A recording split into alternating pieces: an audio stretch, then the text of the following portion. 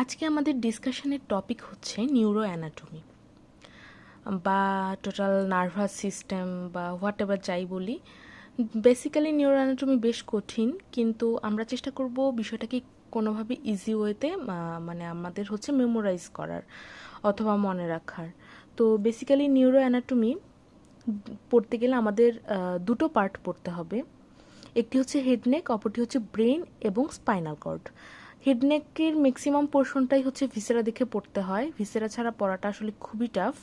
কিন্তু ব্রেন এবং spinal cord viscera ছাড়াও পড়া যায়, তাও আমি চেষ্টা করব হেডনেকটা পড়ানোর। কিন্তু এর আগে আমরা পড়ব হচ্ছে ব্রেন এবং স্পাইনাল কর্ডের পোর্শনগুলো, তাহলে আমাদের হেডনেক বুঝতে কোয়াইট ইজি হবে। তো আমরা ফার্স্টে আসি হচ্ছে নার্ভাস সিস্টেম।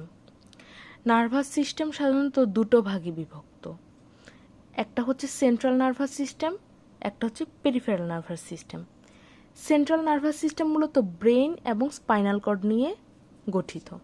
এখন আমরা বিষয়টা বুঝবো যে সেন্ট্রাল নার্ভাস সিস্টেমটা কি এবং পেরিফেরাল নার্ভাস সিস্টেমটা কি বা কীভাবে কাজ করে। সেন্ট্রাল নার্ভাস সিস্টেমটা মূলত ব্রেন এবং স্পাইনাল কর্ড নিয়ে গঠিত।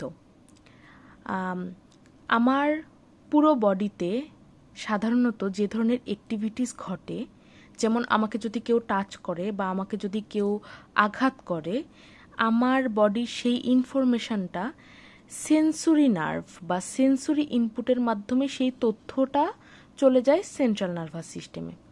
ওখানে সেন্ট্রাল নার্ভাস সিস্টেমের যে পার্টগুলো আছে, তথ্যটা ওখানে চলে যাওয়ার পর সেন্ট্রাল নার্ভাস সিস্টেমের যে পার্টগুলো, এগুলো সেই তথ্যটাকে কনভার্ট করে যে এইটার রেসপন্সে আমার বডিকে নেক্সট কোন মুভমেন্ট নিতে হবে, সেন্ট্রাল নার্ভাস সিস্টেম সেই তথ্যটা পাঠায় হচ্ছে elicited by motor output. That means এ কথাটার মানে হচ্ছে মোটর আউটপুটের মাধ্যমে সেটা বডিতে আবার ফেরত পাঠায়।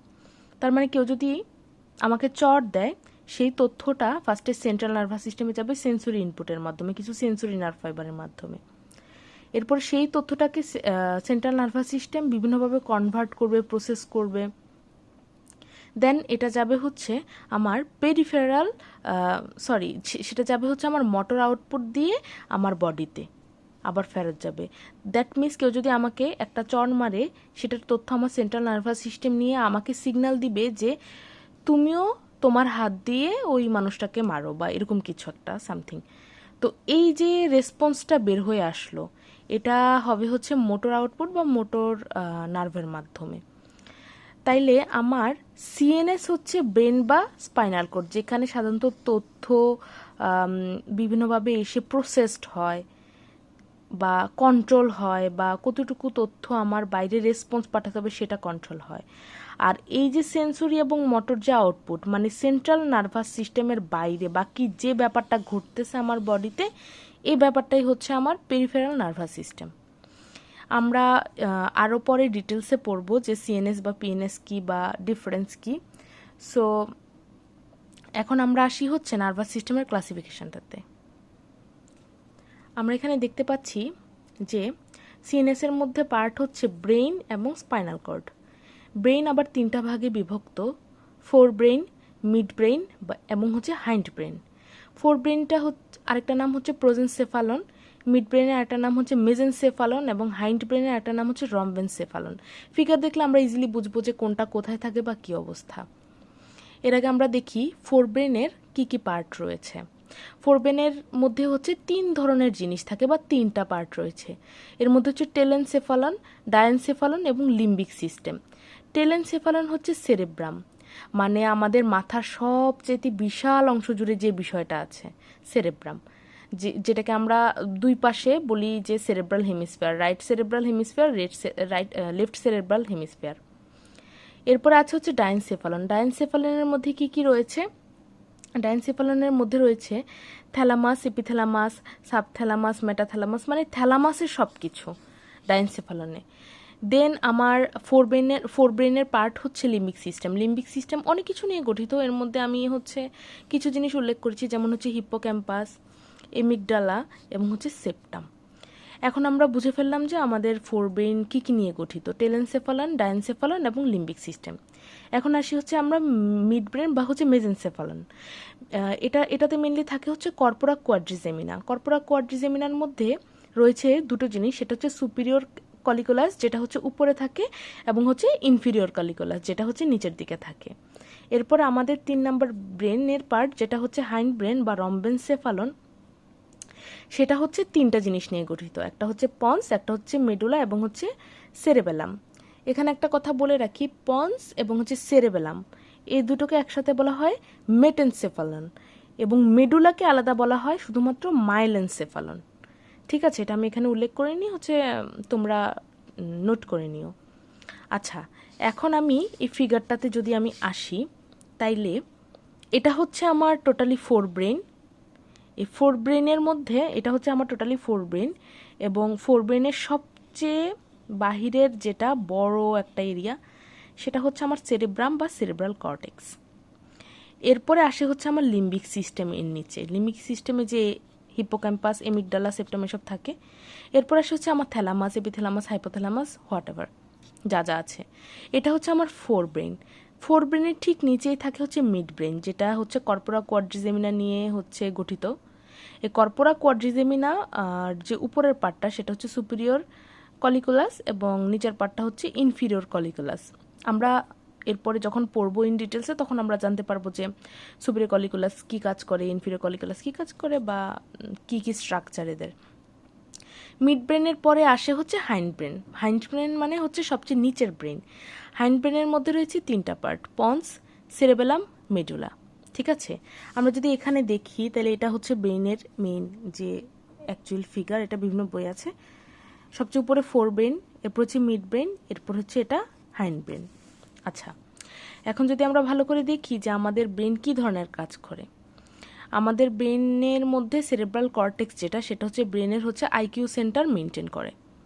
মানে আমরা আমাদের ব্রেন দিয়ে যত ভালো রেজাল্ট করি বা হচ্ছে আমাদের আইকিউ খাটিয়ে আমরা যা যা কাজকর্ম করি প্রতিদিনের ডেইলি বেসিসে, সব কিছুই নিয়ন্ত্রণ করে সেরেব্রাল কর্টেক্স।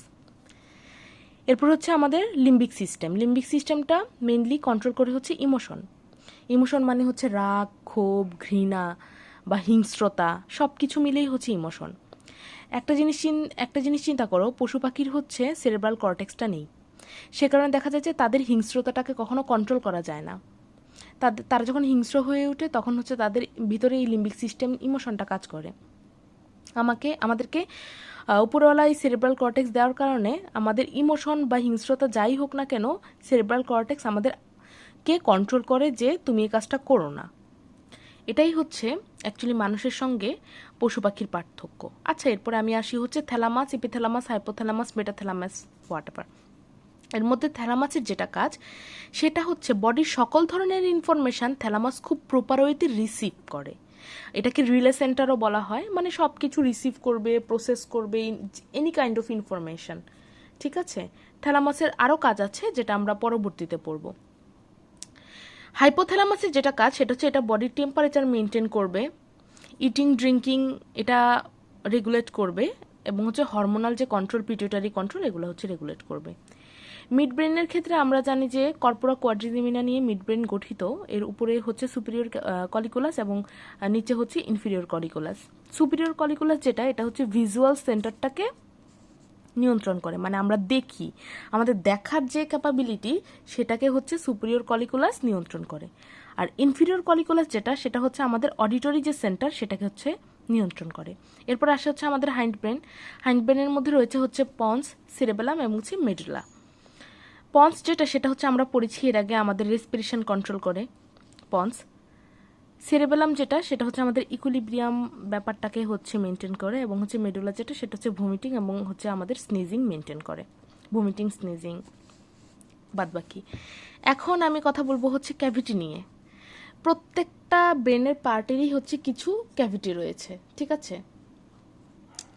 তো এই ক্যাভিটি সম্পর্কে আমরা একটু জানি। প্রথমে যে ফোর ব্রেনের মধ্যে টেলেনসেফালনে এক ধরনের ক্যাভিটি আছে এবং ডায়েনসেফালনে এক ধরনের ক্যাভিটি আছে। ক্যাভিটি মানে হচ্ছে ফাঁকা জায়গা যেখানে হচ্ছে ব্রেনটা থাকে। টেলেনসেফালনের ক্যাভিটিটা হচ্ছে ল্যাটারাল ভেন্ট্রিকল, ডায়েনসেফালনে যে ক্যাভিটিটা আছে সেটা হচ্ছে থার্ড ভেন্ট্রিকল। আমরা যখন সিএসএফ এর সার্কুলেশন পড়বো তখন আমরা ইজিলি বুঝতে পারবো যে এগুলো কোন কাজে লাগে ভেন্ট্রিকলগুলো। এরপরে আমি মিড ব্রেনে আসি। মিড ব্রেনের ক্যাভিটিটা হচ্ছে গিয়ে সেরেব্রাল অ্যাকুইডাক্ট এবং হাইন্ড ব্রেনের ক্যাভিটি হচ্ছে ফোর্থ ভেন্ট্রিকল।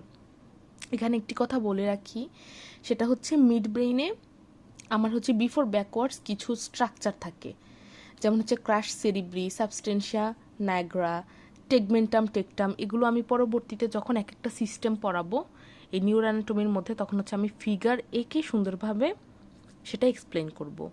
তো আজকে এটা হচ্ছে totally introduction of neuro anatomy.